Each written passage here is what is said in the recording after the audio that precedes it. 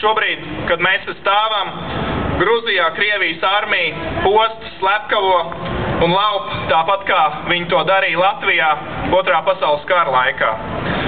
Pa šiem gadiem it kā nekas nav mainījies. Daudziem grūti noticēt, ka 21. gadsimta Eiropā, kas tāds ir iespējams.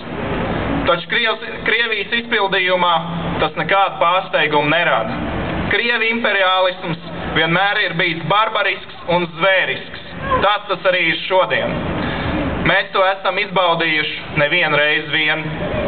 Un vienīgais, kas dod zinām garantu, ka Latvija tuvākajos gados Latvijā nekas tāds nebūs iespējams, ir Latvijas atrašanās NATO militārajā aliansē.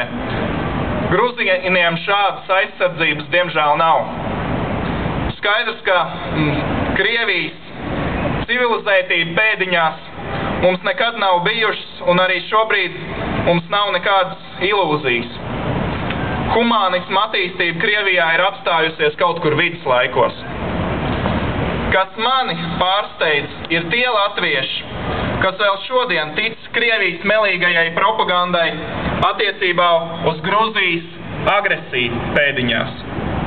Vai tiešām ilgie okupācijas gadi un tajos lietotie meli nav bijuši pietiekami, lai skaidri apzinātos, Krievijas politiķu un to kontrolēto masu mēdīju arsenālā ciniski meli vienmēr būs viens no svarīgākajiem propagandas balstiem.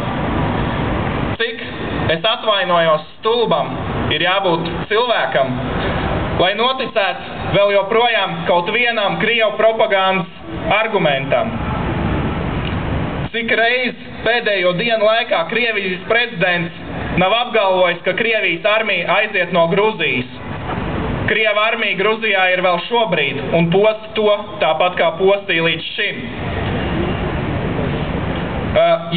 Ja ciniski var melot pat Krievijas prezidents, tad ko mēs varam gaidīt no zemākiem Krievu aparačikiem?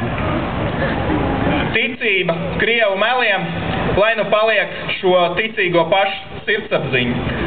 Man ir prieks, ka lielais latviešu skaits šajā situācijā stingri nostājas Gruzijas pusē, nosodot Krieviju par tās barbarisko agresiju.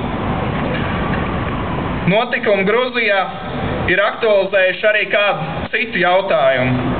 Latvijā dzīvojošo krievalodīgo lojalitāti pret Latviju.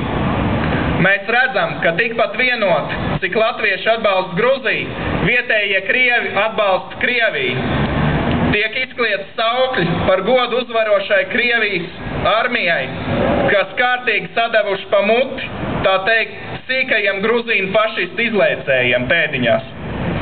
To redzot, nevar nedomāt par to, kas notikt, ja Krievijas armija, kā šodien Gruzijā, ienāktu Latvijā teritorijā. Latvijas-Krievi informācijas telpā valdošais noskaņojums liek domāt, ka samērā liela daļa Latvijas-Krievalodīgo iedzīvotāju ne tikai klusi apsveikt šādu Krievijas soli, bet arī ņemt aktīvu dalību lecīgo latviešu pārmācīšanā.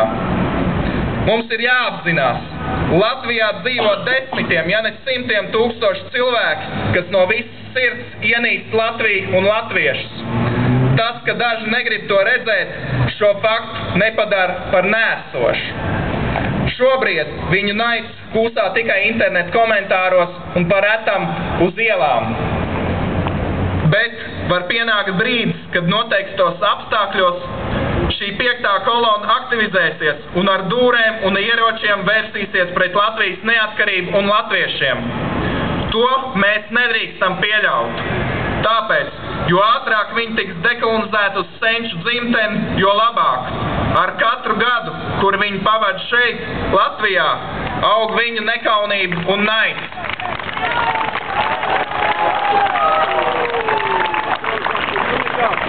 Mēs nedrīkstam ļaut šiem barbariem tā pa īstam atraisīt savu naidu un apdraudēt Latvijas pastāvēšanu. Cilvēkiem, kuri ienīst latviešus un pie pirmās izdevības pret mums vērsīs vardarbību, Latvija ir jāatstāj. Citu ceļa nav. Cīņai sveiks!